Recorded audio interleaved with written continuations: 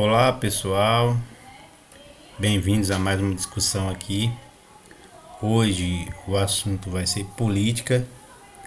Fazia tempo que eu não gravava vídeo sobre política e, portanto, hoje a gente vai falar um pouquinho do ponto de vista da minha rede social chamada Inconsciente Político. Eu tenho alguns trabalhos que estão publicados lá, estão registrados lá. Se alguém se interessar e dar uma olhada lá no YouTube, né? Vai lá na minha rede social e vê lá os vídeos que estão sendo, sendo disponibilizados para vocês. O assunto hoje, né, trata da questão da reindustrialização do nosso país. Haja vista do que aconteceu durante esses últimos 6 anos no país, né? Nós tínhamos uma indústria forte, principalmente a indústria da construção civil, automobilística, né? Tínhamos a Petrobras funcionando a todo vapor, produzindo, refinando o nosso combustível, por isso um dos motivos, né, do custo energético no país ser baixo naquela época.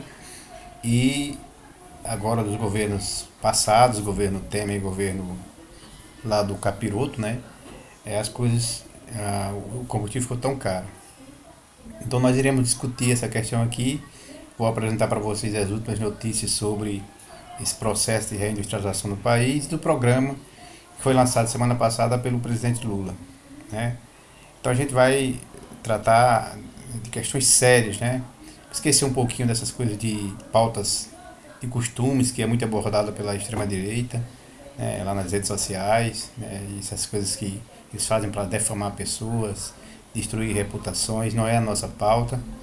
A gente não está aqui para falar de A ou de B, não está aqui para desconstruir ideologia de ninguém. O nosso objetivo aqui é informar, compreender o desenvolvimento da política no país e fazer comparações entre o que o país viveu e está vivendo atualmente. Então esses projetos de cunho aí religioso, de cunho conservador, ficam para os conservadores, né?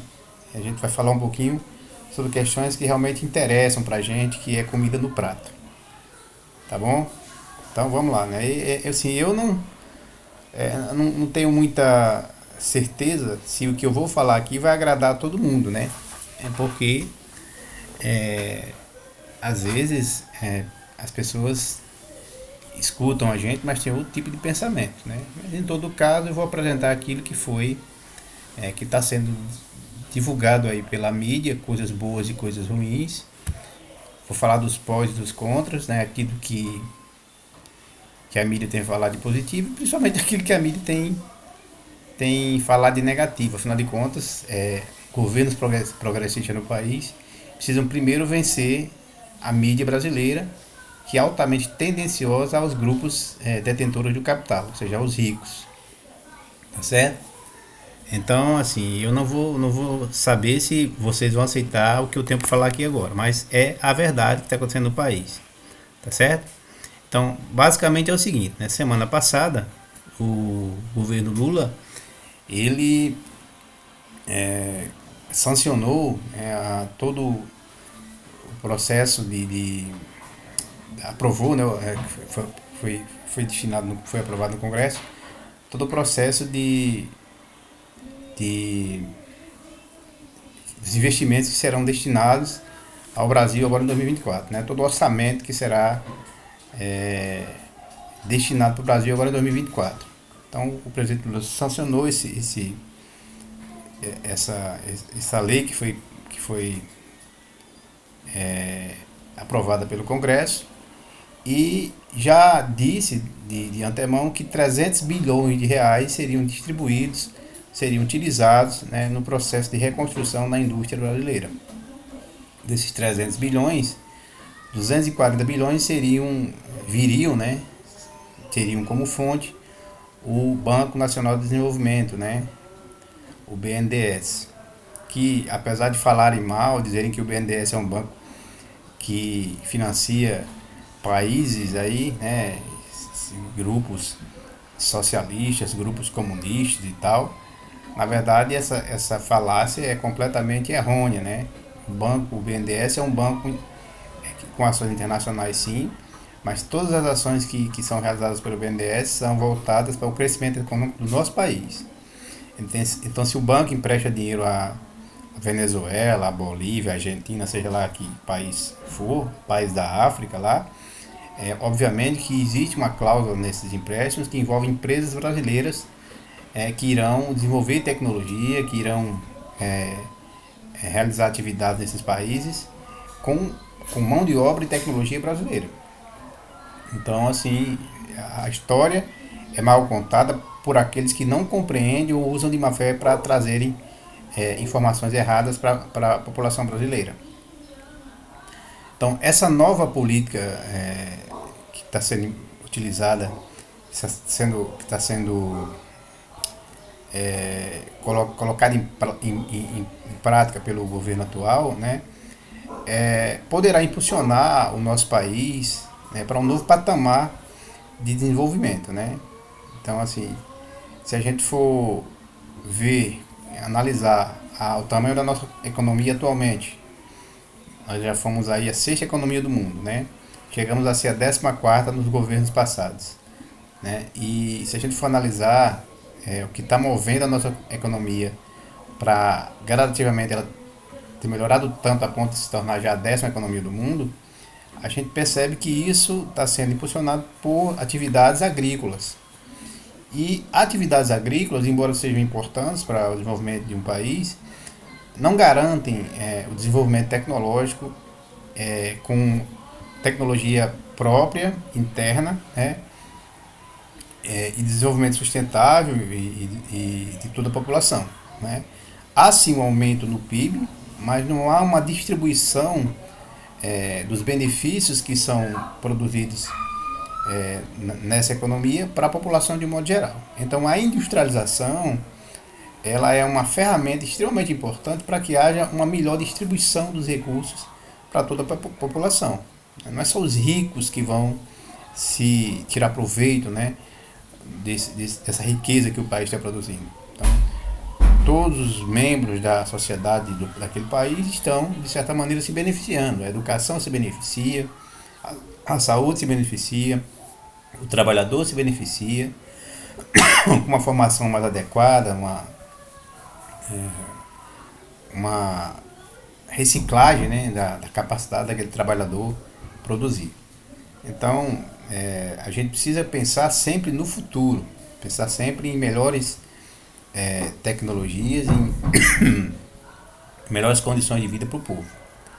Por isso é tão importante esse processo de reindustrialização que está sendo colocado em prática pelo governo atual.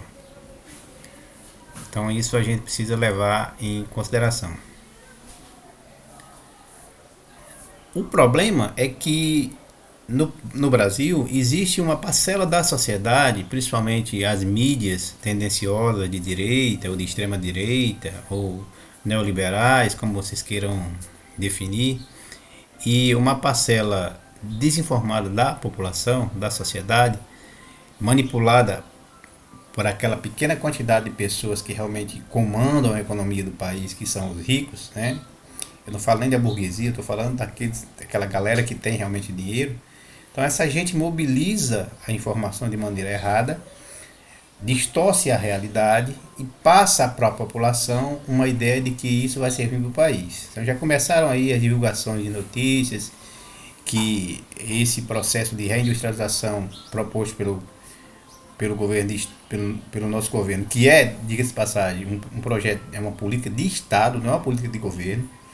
Uma política de governo ela é uma política que traz alguma insegurança, porque governos mudam e esses governos que mudam eles são definidos por ideologias. Então é claro que se porventura todo esse trabalho que nós estamos tendo agora para reindustrializar o país cai na mão de uma política de um governo de direita, de extrema direita, conservador e neoliberal, o que vai acontecer vai ser toda a revogação daquilo que já foi produzido no país, como aconteceu na educação esses últimos anos aí. Então, para que esse projeto tenha realmente sucesso, é preciso que deixe de ser uma política de governo e se torne uma política de Estado. E para isso, né, é preciso que a população compreenda o que está sendo proposto pelo governo atual. Né? O governo sempre foi, os governos que nós temos experimentado, governos de esquerda nesse país, sempre foram governos que olharam de maneira muito pragmática para essa questão da industrialização, porque sabem que um país industrializado é um país que tem todas as ferramentas para avançar tecnologicamente, para se desenvolver da melhor forma possível. E não é difícil a gente compreender isso se a gente faz uma comparação, mesmo que seja a grosso modo, com países que hoje são chamados de países desenvolvidos, como por exemplo os Estados Unidos, a Alemanha, o Japão e a própria China, né? Que são países extremamente desenvolvidos e que, para que conseguissem esse desenvolvimento, só você analisar a história da industrialização desses países, para que eles se tornassem países desenvolvidos, teve que ter a mão forte do Estado garantindo investimentos. Então não adianta a gente estar aqui querendo pautar uma situação em que o Estado vai assumir uma grande dívida interna, que vai aumentar os gastos públicos. É claro que vai aumentar. Mas se você aumenta o gasto público com investimentos que vão lhe dar retorno, não tem problema nenhum. Porque tudo aquilo que você gastou é investimento, não é jogar dinheiro no mato. Então, industrializar o nosso país, trazer novamente a indústria forte para dentro do nosso país, né? Não produzir apenas o ferro gusa ou valorizar atividades extrativistas de minerais ou de vegetais ou atividades do campo. Não, nós temos que valorizar atividades que geram riquezas permanentes. E essas atividades que geram riquezas permanentes, que geram capital forte, são atividades que estão alinhadas, associadas sempre a esses processos de industrialização e de desenvolvimento de tecnologia. Tá certo? Então, pessoal, não existe revolução industrial e tecnológica sem que o Estado seja o indutor dessas revoluções. Tá certo? Vamos compreender isso como sendo algo real, algo verdadeiro. Existem livros, né, que nos mostram com bastante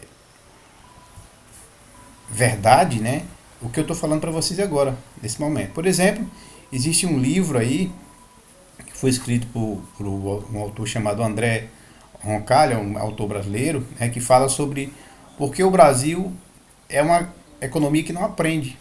Né? Por que nós, sempre que estamos conseguindo algum desenvolvimento econômico, tecnológico, industrial, há uma sabotagem dos meios que detêm o poder, até sabotagens externas, como essa que aconteceu alguns anos atrás, que a gente chama hoje de Lava Jato, né? Para que o país volte novamente para a estaca zero. Há o interesse de uma pequena quantidade de pessoas que detêm o poder, que detêm a riqueza, não só no país, mas no mundo todo. Então, essas pessoas não querem ver um país como o Brasil se tornar uma grande potência industrial. Porque para eles o que interessa é a gente gerar comida para a mesa deles. Gerar a riqueza bruta para que eles possam consumir. E nós aqui no nosso país? O que é que fica para a gente? Qual é o legado econômico, legado social que fica para a nossa população? E como é que fica a nossa educação? Né? Porque a educação pressupõe investimento. A educação pressupõe que os nossos filhos frequentem escolas de qualidade, que tenham possibilidades reais de ingressarem na universidade ou de desenvolver uma profissão digna, se assim desejarem. Mas para isso é preciso que haja investimento tecnológico, né? Para que a gente não aprenda apenas a fazer coisas que são triviais no mundo, mas que a gente seja capaz de fazer coisas realmente que possam trazer riqueza para o país e para a gente mesmo.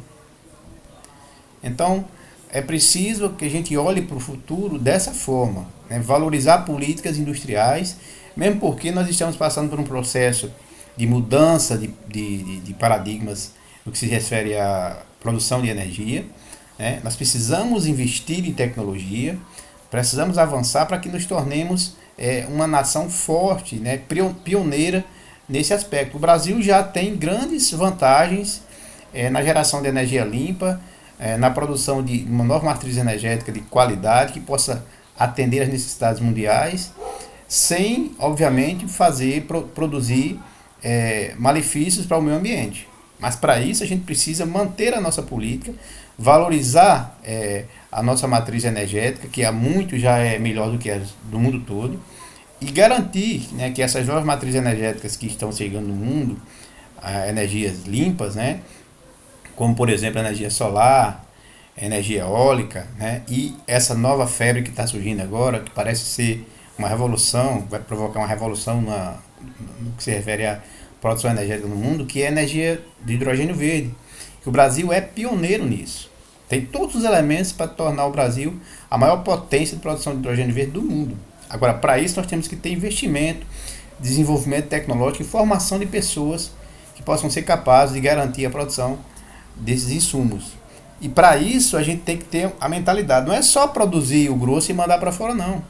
A gente tem que produzir também a nossa tecnologia para que a gente possa desenvolver a nossa produção sem necessitar da tecnologia de outros países. Para que a gente não sofra, por exemplo, o que a Rússia está sofrendo, né? Então, é preciso que nós tenhamos a nossa tecnologia própria.